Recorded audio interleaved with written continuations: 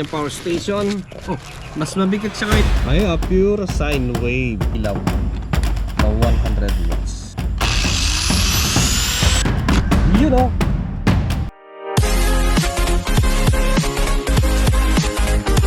Good morning mga adik. May good news nga pala ako sa inyo kasi nga may bagong power station nga pala si Auto Project Philippines. Eto guys, si Thunderbox Spartan 500X. Siya nga pala guys, sa mga hindi pa nakapag-subscribe kay Juan Dilasag, mga boss, baka pwede naman palambing paki-subscribe na lang and like and share itong video ni Juan Dilasag para maraming makapanood sa ating review patungkol kay Spartan 500X. So ito guys, may bagong kuya, si Thunderbox Lite 300. So ito 300 watts, ito naman ay 500 watts. So buksan na natin para makarami tayo. Ayan, so yung nasa box ay yung kanyang user manual. Okay, tapos safe yung unit. Ayun ito yung kanyang power station. Mas mabigat siya ngayon guys compare doon sa Lite. Sa bagay Lite kasi ito ay heavy at mas mabigat. And balita ko mas malaki yung kanyang battery. And meron siyang ganito. Yung kumbaga type A, then multiple output, lalo kung may mga cellphone pa kayong micro USB, then kung ano-ano, ayan, standard. Then yung kanyang AC charging cable. Okay, so ayan guys, so na-stock ko na to guys. Gusto ko lang ipakita sa inyo yung laman sa loob ng box ni Spartan. So ayan siya guys, para sa mga interested na bumili ng ganitong power station ni Thunderbox Spartan 500X. Available sa Lazada at Shopee. So ang price po nito guys sa Lazada ay nasa 10,000, sa Shopee naman ay 9,000. Sa pagpili kasi ng sulit na power station, ang tinitingnan nating unang-una yung mga ports niya. Yung AC, yung kanyang mga DC, yung kanyang pang-charge ng cellphone, at importante yung kanyang battery. Gaano ba kalakas? Nakasulit ba tayo sa kanyang battery? Alam nyo ba mga bossing, napakasulit ang bagong power station na to ni Thunderbox kasi nga ang battery nito ay 12.8 volt 42 Ah equivalent of 537.6 watt hours at isa pa ay naka lithium ion phosphate na siya. So mas matibay siya compare sa lithium ion. Ang lithium ion kasi nasa 500 cycle lang siya, pero ang lithium ion phosphate aabot hanggang 3,000 cycle. So mas matagal at mas makunat ang lithium ion phosphate compare sa lithium ion. So ganun mabigat siya kasi guys. Masakit sa kamay, mabigat pala. Mas mabigat siya dito kaysa kay Lite. So isa pang maganda kasi sa mga product ng Thunderbox, hindi sila gumagamit ng inverter na square wave or modified sine wave. Talagang pure sine wave yung ginagamit nila dito. Safe sa mga appliances natin, safe sa TV, sa electric fan, mga motorized at mga device natin pag isasaksak natin. And ang maganda, ang ginamit nila inverter dito ay 500 watts na may surge hanggang 1,000 watts. Sabagay, kahit dito naman ay pure sine wave. Ayan, 300 watts. Dito mas malakas siya. Mabigat talaga. Dito sa taas niya ay meron siyang cute na handle. Ayan Then pwede natin paglagyan ng gamit dito sa taas niya. At hindi mahuhulog. Ayan diba? Hindi basta-basta mahuhulog. And dito sa harapan niya ay meron siyang mga DC output like pang charge ng cellphone. So dito natin isasaksak yung kanyang add-on na to. And free niya. Kaya kung sakaling may mga device tayong pwedeng isaksak, yung mga micro USB, mga ganito, diba? Tatlo na 10 watts hati-hati yung mga 10 watts, 10 watts na USB-A. Tapos meron siyang type C na 10 watts din lang. So malamang ay pare-parehas yan. Okay, then dito sa kabila meron siyang DC output na 4. Yung mga ilaw natin kung minsan pwedeng isaksak dyan, mga electric fan na DC. Meron siyang switch. Tapos meron siyang display dito. Compare natin dito, mas maliit yung kanyang display mas malaki dito. Pero check natin, meron siyang power on dito. Then yung kanyang AC, check din natin dito sa light. So parehas din naman silang colored. And parang mas cute itong bago ngayon kasi nga kahit maliit siya pero nandito lahat ng detail. yung kanyang AC input kung sakali magcha-charge tayo ng AC or solar or battery. Then yung kanyang battery SOC, state of charge. Then yung kanyang output wattage. Then dito sa baba kung sakaling mag-on tayo ng mga DC. Yun. Okay, plus AC. Ayan o. Umandar yung kanyang blower and ayun. Automatic yung kanyang blower na kapag mainit, saka lang aandar. Then pag in-on natin, suddenly aandar siya. Ayan. Tapos dito yung kanyang AC output, pure sine wave. Gusto niyo tingnan natin? Tingnan natin. Hindi ko masundot yung kanyang G-spot. So ayan guys, 229 volt AC. And check natin kung pure sine wave. Ayan. Ayan, pure sine wave. Hindi po siya modified, hindi po siya square. So safe po yan sa lahat ng mga appliances natin. Then dito sa side ay yung kanyang air input. Tapos dito naman sa kabila ay yung kanyang air output. Ito may blower dito para lumabas yung hangin na mainit. Then dito yung kanyang charging input kung sakali mag-charge tayo gamit ang AC. So yan. Then dito naman yung solar. Ayan. Ang maganda kasi ay XT60 na siya. Ito. Kagaya dito sa kabila kay light. So maganda yan kasi nga hindi mainit, hindi siya iinit. And ang solar input nito ay nasa 18 volt, 200 watts maximum. Pero kahit 300 watts, 400 watts na panel okay lang. Wag lang lalampas yung kanyang voltage like 18 volt. Alright. So ayan guys, yung maganda dito. Tapos yung kanyang charger ay auto volt siya, 100 volt to 240 volt AC, 60 or 50. Tapos output niya 14.68 ampere. Okay, so ayan guys, LiFePO4 yung kanyang battery. Maganda, sulit na yan. Sulit na yan sa 10,000 or 9,000 pesos. Ang bigat niya. Ang bigat niya, sa totoo lang, tanggalin na, ipil na natin. Satisfying. Diba?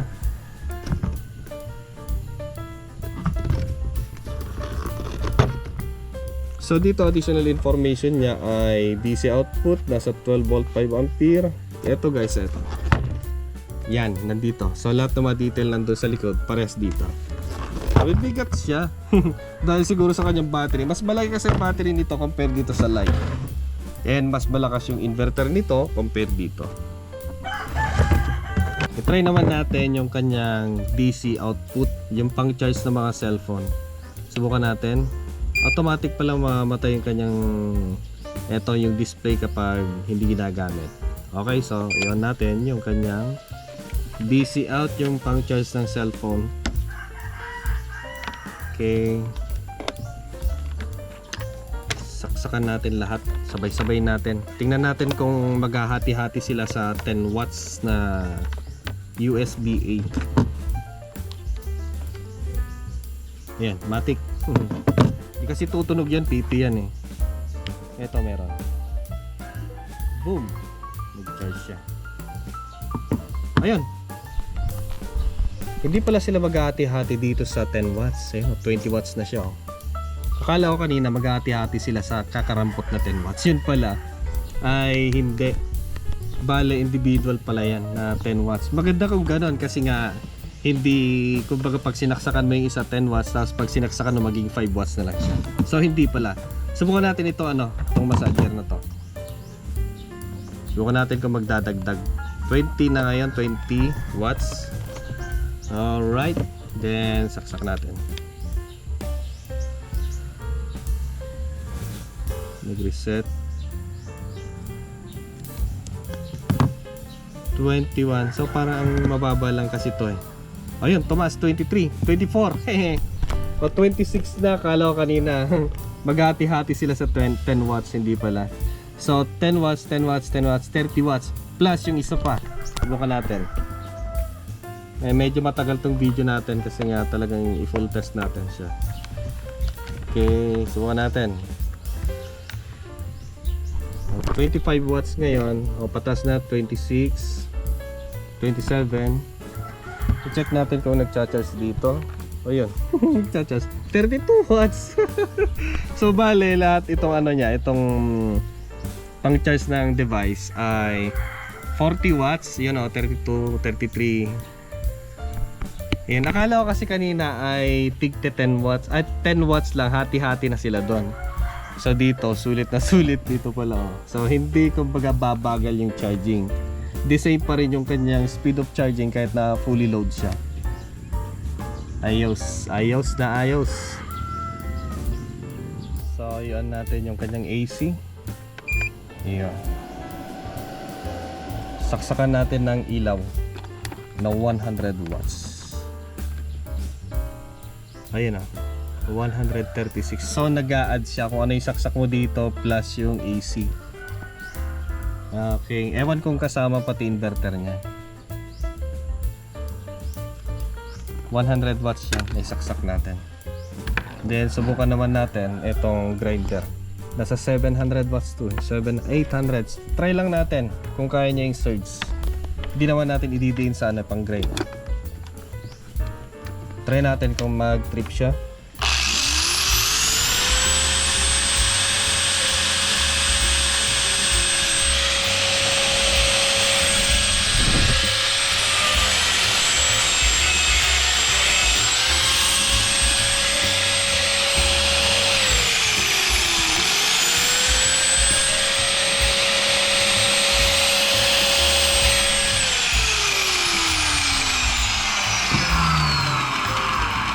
So kaya niyang dalhin yung kanyang surge, kaya niyang habulin. Okay, so ngayon ay subukan naman natin siyang i-charge kasi nga sinadya ko talaga na gamitin muna para mabawasan yung kanyang SOC. Ngayon subukan natin i-charge. Ito na naman, ang bigat pa naman. So ito guys ay meron siyang 3-wave charging. So pwede nating i-charge gamit ang charging brick, gamit ang grid, or pwede naman natin siyang i-charge gamit ang solar panel. So pwede sa kanya 200 watts, 300 watts. Yan, pwede sa kanya. Basta meron tayong XT60 ganito. Yun. Tapos, pwede naman dito guys yung battery, 12 volt. Ayan. So, kung meron tayong XT60, tapos yung kino-connect dun sa cigarette lighter outlet, pwede. Or gumawa tayo ng expandable na battery niya. So, pwede. Pero sa battery pa lang niya, sulit na. Diba?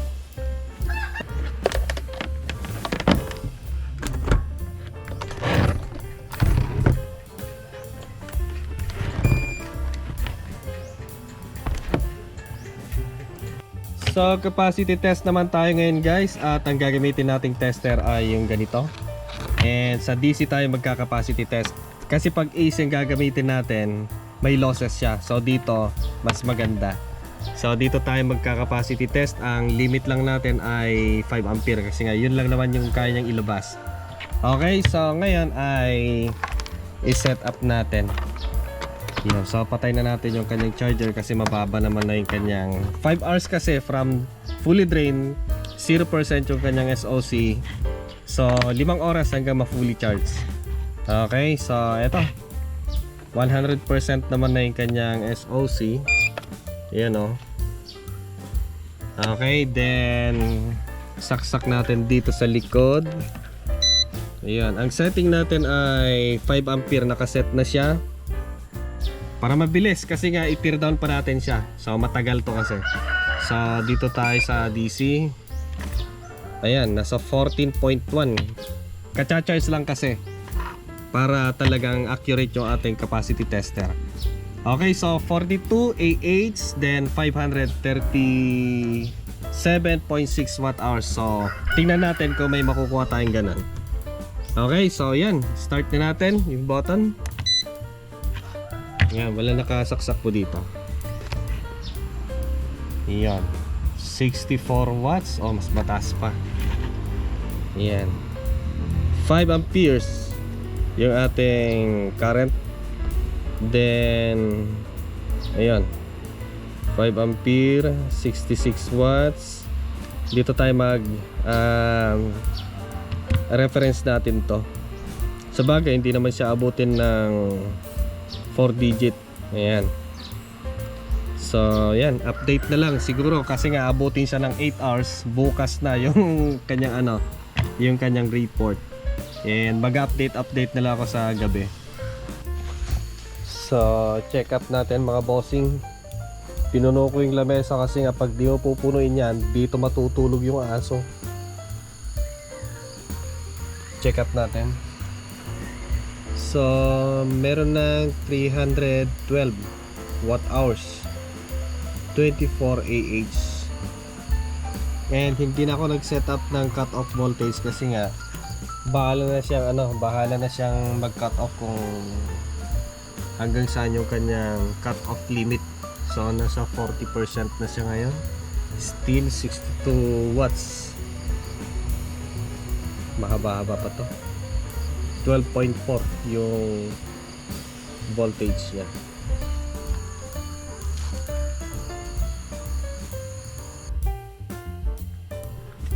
So ayan, hindi ko na na-update kagabi kasi nga malakas yung ulan.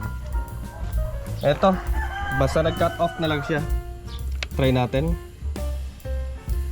Wala na talaga. So eto. So nagpalit tayo ng camera kasi nga hindi niya makita yung mga close-up detail.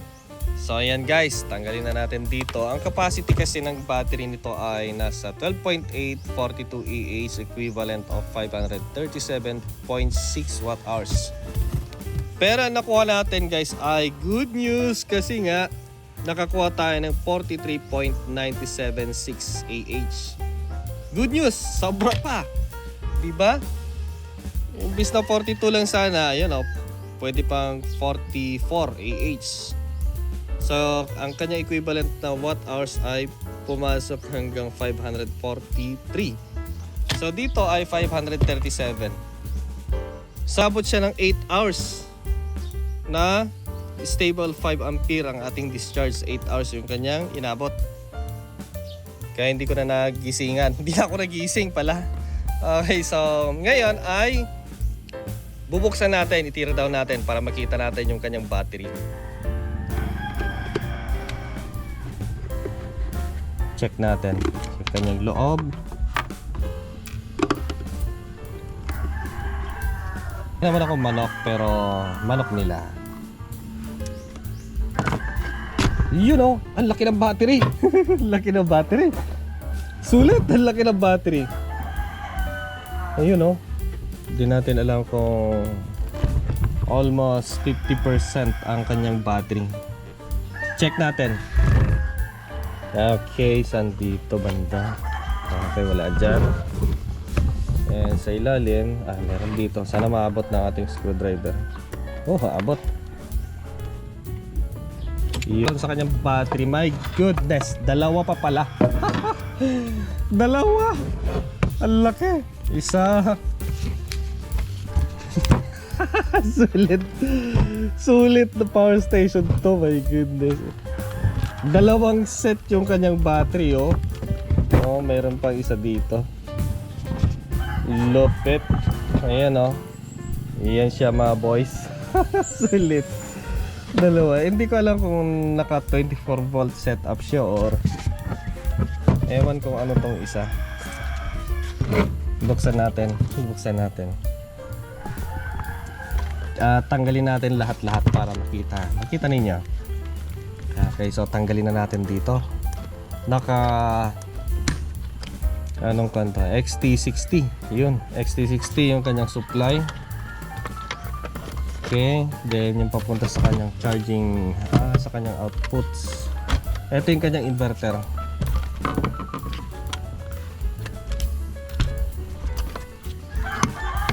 Grabe. Sulit na inverter to. Tanggalin natin dito.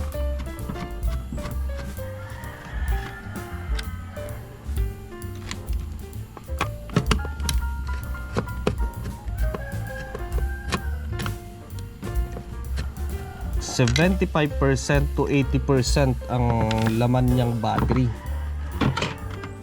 Di pa lang pinuno na puro battery. Ano lang yun yung kanyang inverter 20% yung inverter niya, tapos 80% yung kanyang battery. And ang isa pang maganda dito, ano siya, pure sine wave. Yun naman ang mahalaga at importante. Okay, so dito meron siyang control para sa kanyang charging sa battery. You know, meron siyang control. Ito yung kanyang charging input, nakaparallel lang sila. Then yung papunta sa kanyang charging, ito. Tanggalin lang muna natin to. Yeah.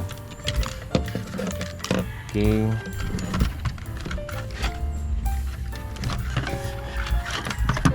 Yan. So hindi ko natatanggalin dyan. Hindi ko natatanggalin dito.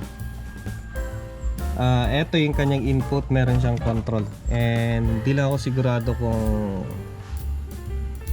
anong klaseng control yan papunta sa kanyang battery.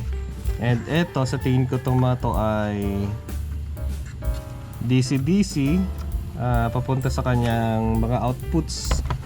And ang nagustuhan ko dito, bawat port niya ay 10 watts. So hindi maghahati-hati.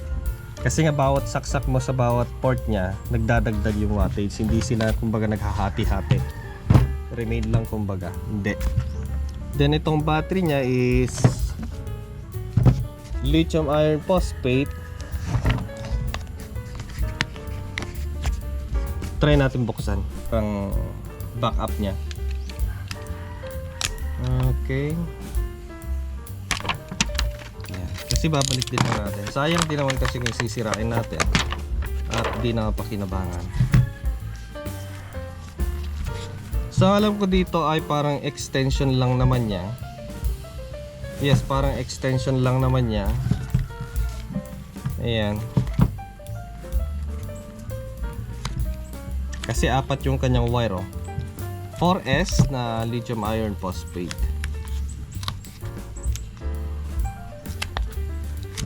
At yung mga ginamit dito na battery, according sa description nung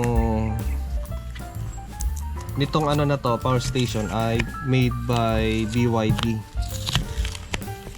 Ayan. Ito yung kanyang mga cells. 1, 2, 3, 4. Bale 4S. 4S ito. Pares din siguro sa kabila. Check natin kung anong klaseng.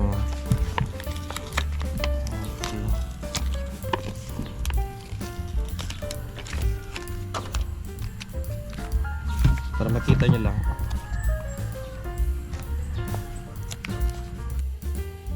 So eto siya guys, yung battery. It's a 32700 na 6000 milliamp or 6 amp ang isa. 3.2 volt. Ayan. And naka spot weld siya. Ayan, naka spot weld. Parang extension lang nito. Para siguro maikamada dun sa loob niya. Kasi pag buo siya ganun nakaunat, kukunti lang yung magkasya, yung isang unat na ganun. Kaya to divide yung battery, pinaghati. Pero pares parang ano siya, ano lang siya, extension niya. Pares lang. Kasi nga nakaparallel lang dito ito. Dito natin bulat-latin. Sana wala tayong matamaan na mga sensitive area. Sayang kasi pag masira ito. Eh pwede pa natin magamit pag magkakamping tayo. Iba na kasi pag marami kang backup genset. Malaki yung kanyang BMS. Malaki yung kanyang BMS. It's a 60 ampere na BMS yung ginamit.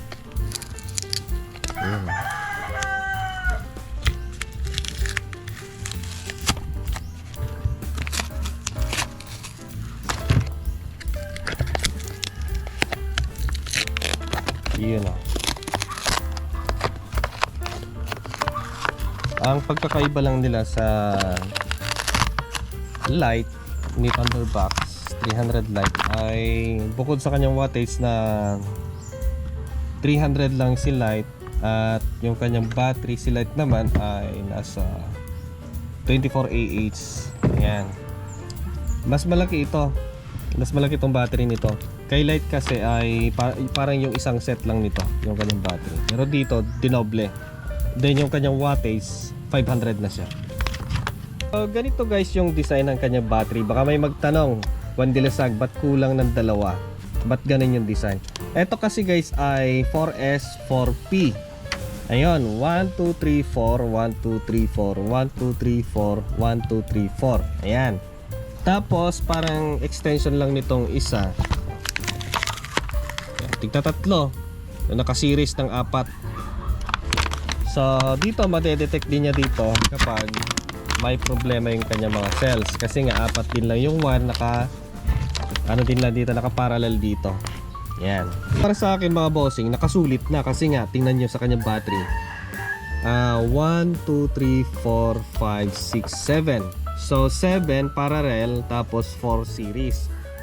Yung isang cells niya ay 6 amp or 6,000 milliamp. So 6 times 1, 2, 3, 4, 5, 6, 7 times 7, 42 Ah equals times 12.8. So yan, 537. So nakakuha tayo ng mas higit-higit pa dyan, mas mataas. So para sa akin, lithium iron phosphate na siya. Malakas yung kanyang inverter at pure sine wave pa siya. Tingnan natin yung kanyang inverter. Tagilid mo na natin yan. Okay, so ito yung kanyang pure sine wave na inverter. Ayan. Ito yung kanyang DC-DC from 12 volt to high voltage. Ito yung kanyang output na filter, transformer. Ito yung output wire. Ito yung kanyang trigger para mag-on. Ito naman yung kanyang papunta sa blower. Ito naman yung kanyang module para sa kanyang AC driver. Alright, so ayos. Dikit. Meron siyang fuse dito. So equivalent of 60 ampere kasi nga 30 ampere yung isa. Okay, ayos na ayos. So para sa akin, mas sulit to compare dun sa mas nauna yung Lite kasi nga sa kanyang battery sulit. Sa Lite kasi yung isang set lang. Pero dito mas marami siyang battery. So yan mga bossing, medyo nahirapan lang tayo sa pagbalik kasi nga punong-puno siya ng battery. Ayan o. Okay na ulit. So subukan natin siyang i-charge from 0 gamit yung kanyang charging na 14.6 volt na 8 ampere. Medyo nahirapan ako. Punong-puno kasi ng battery. Yan o. So 82 watts. Nawala siya. Ayun. 83. Talagang zero talaga, naubos. So eto guys ay may natitirang 10% sa kanyang battery para hindi masira. Kapag nag-cut off ng ganun, ayaw na umandar kasi nga meron siyang protection down to 10%. So nakuha natin, lampas pa sa kanyang spec. Okay, so para sa akin sulit na siya kasi nga sulit na sa battery, punong-puno ng battery, maganda yung kanyang inverter. Ano pa, pure sine wave yung kanyang inverter. Maraming port tapos hindi sila naghati-hati. 10 watts pala per port. Ayun, ganun pala. So siguro ay 20 watts dito, 20 watts dito. Maybe. And isa pang maganda ay marami siyang output. Ayan, dalawa yung kanyang AC, pure sine wave na siya, 500 watts. Tapos tatlo yung kanyang USB-A, isang USB-C, tapos 4 na pang DC para sa mga ilaw-ilaw natin at kung ano-ano pa. Then talagang napakabigat niya. So for me, yung presyo niyang 9,000 to 10,000, sulit na siya. Kaysa yung mga nabibili na mga tig 2,000, 1,000 na gamitin mo lang siguro wala pang isang buwan, sira na yung battery. Ayan, kasi ang ginagamit sa mga ganon ay lithium ion. Sa mga ganito kasi is mas matibay siya. Kasi nga lithium iron phosphate yung kanyang battery. Yun yung unang titingnan natin. Dalawa kaagad, battery at inverter. Kung square wave yung kanyang output, sigurado yung battery ay hindi na maganda. So ayan guys, para sa mga interested na bumili ng ganitong power station ni Thunderbox Spartan 500X, available sa ating description box. At sa mga interested naman kay Light, nanibago ako, mas maganda siya, available din sa description box. Ayan, so para magkamukha sila. So pag ganyan kasi na nalobat siya, subukan natin. Pwede bang gamitin? Pwede siyang gamitin yung kanyang AC output. Yun nga lang kasi mababawasan or mas tatagal yung kanyang charging. Kasi nga nagagamit na kagad sa kanyang output. Ayan. So mas maganda i-charge nyo muna hanggang 50% or mas maganda talaga i-100% nyo. Ayan, para hindi napakatagal ang kanyang charging. Kasi yung 82 watts or 90 watts ay mahati pa yan kung depende yung sasaksak ninyo. Okay, so maraming salamat. Napakatagal ng ating review kasi nga lahat-lahat ay ginawa na natin in one video. Okay, so maraming salamat. Next time ulit, sana may i-review pa tayo. Okay, so see you next time.